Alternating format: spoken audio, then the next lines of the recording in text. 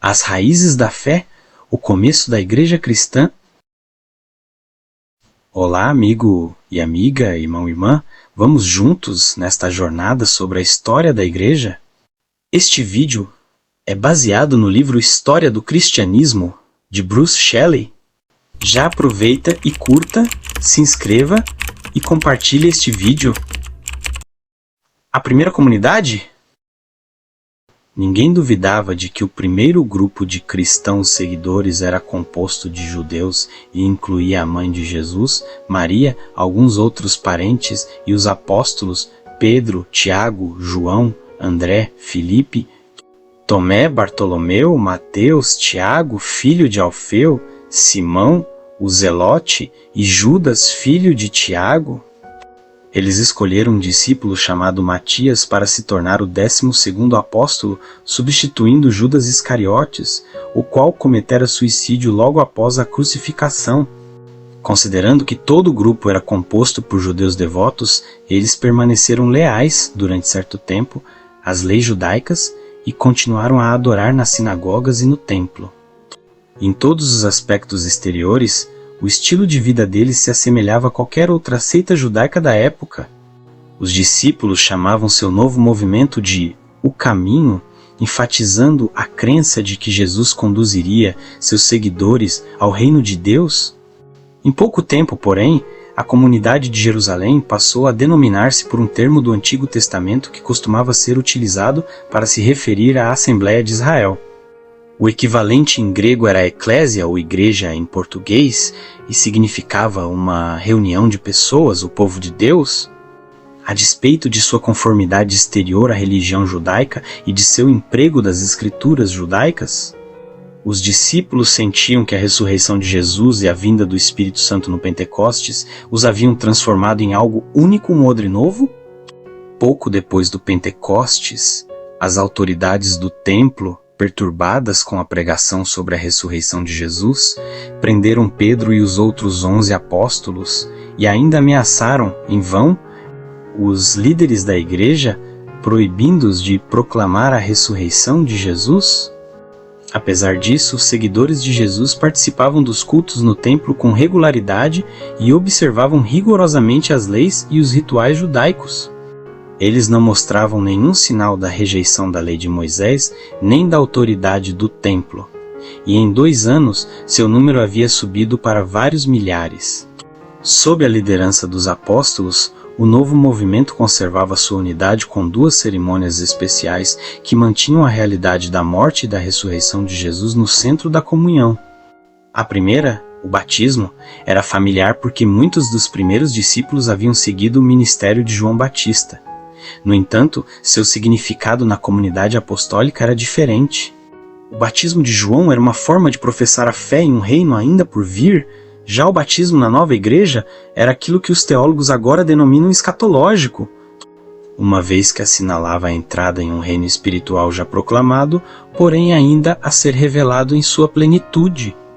Os primeiros cristãos passaram a acreditar que a morte, o sepultamento e a ressurreição de Jesus, seguidos pela vinda do Espírito no Pentecostes, eram acontecimentos divinos que inauguraram uma nova era.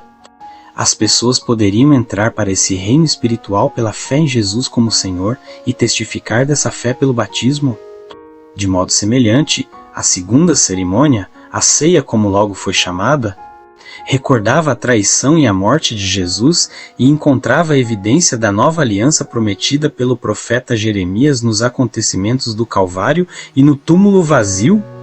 A morte de Jesus e a vida nova no Espírito eram simbolizadas e seladas para a congregação dos discípulos no ato de beber o cálice e comer o pão consagrado. Essa simples refeição renovava sua aliança com Deus e uns com os outros. Os helenistas. Unida, portanto, pelo ensinamento dos apóstolos e pelas 2 cerimônias que retratavam a morte e ressurreição de seu Senhor, a jovem igreja alastrou-se pela Judéia. Mas esse rápido crescimento suscitou novos temores nas autoridades e criou tensões na igreja. Cada vez mais convertidos procediam da comunidade judaico-helenista, isto é, judeus que tinham vindo a Jerusalém, provenientes de todas as partes do Império Romano, a fim de se estabelecer na Cidade Santa. Muitos deles vieram durante as peregrinações e decidiram ficar permanentemente. Assim como imigrantes em todos os lugares, eles viviam em comunidades separadas, falavam grego e utilizavam uma tradução grega comum do Antigo Testamento chamada Septuaginta. Os judeus helenistas eram fiéis à sua religião, mas, no mundo fora da Palestina e Egito, Ásia Menor, Europa, haviam sido expostos à cultura grega por muito tempo. Eles se misturavam aos gentios com mais facilidade e eram mais receptivos a novas ideias do que seus primos palestinos. No princípio, os apóstolos abriam as portas da igreja para os helenistas que criam em Jesus. O espírito de unidade foi prejudicado, entretanto, por uma rivalidade crescente entre membros palestinos e helenistas. Alguns cristãos helenistas queixavam-se de que suas viúvas eram negligenciadas pelo programa de assistência da igreja. E na tentativa de remover tais ressentimentos, os apóstolos criaram um conselho composto por 7 discípulos helenistas, entre eles Estevão e Filipe, para supervisionar as distribuições. É possível que esses homens tenham sido os primeiros a ocupar um cargo chamado, em outros lugares, de diácono em grego, diáconos, que significa servo ou ministro. Em pouco tempo, porém, Estevão começou a pregar nas sinagogas de judeus helenistas em Jerusalém, o que desencadeou o tumulto que levou à sua morte, e foi só o começo.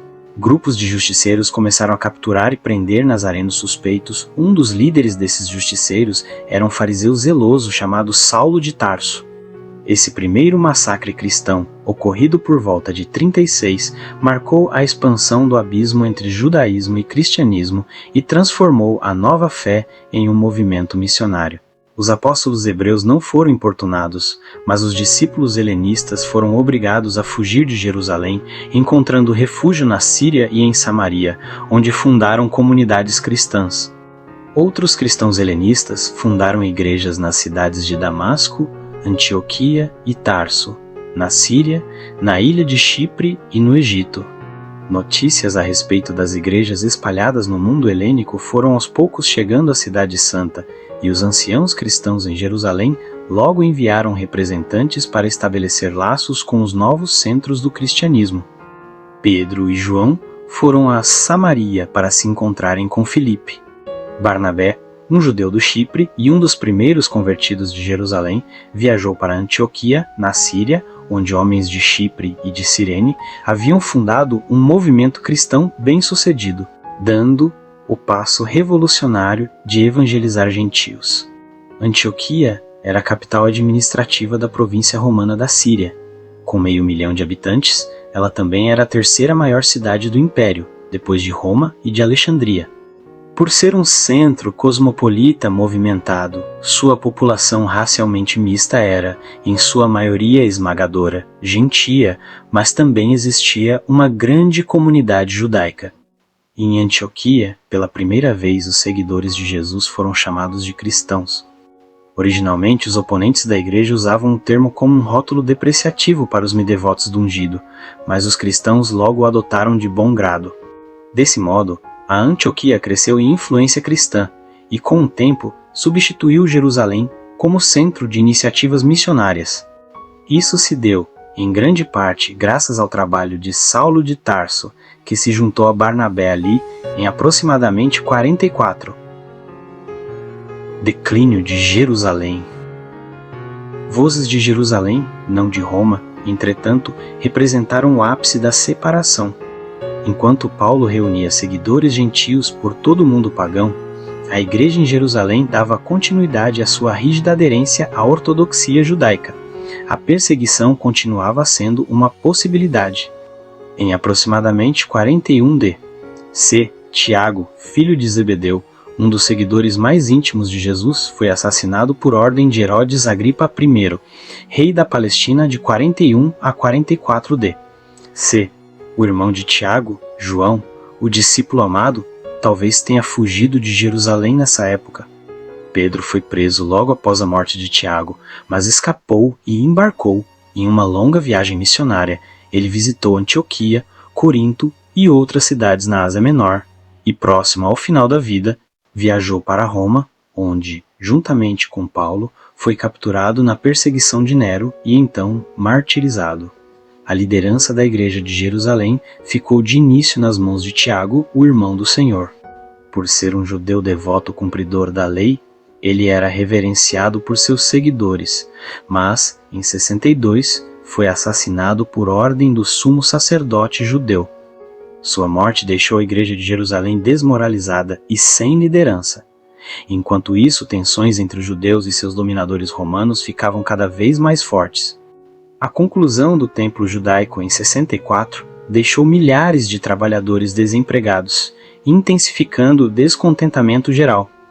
Por fim, em 66, os judeus se rebelaram, recusando-se a executar o sacrifício diário para o imperador, segundo a descrição de um relato.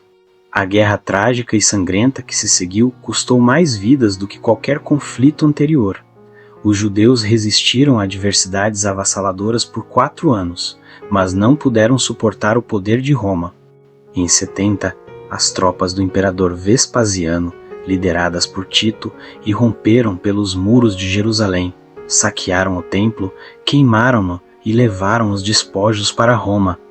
A cidade santa foi totalmente destruída e nas represálias subsequentes todas as sinagogas da Palestina foram completamente queimadas.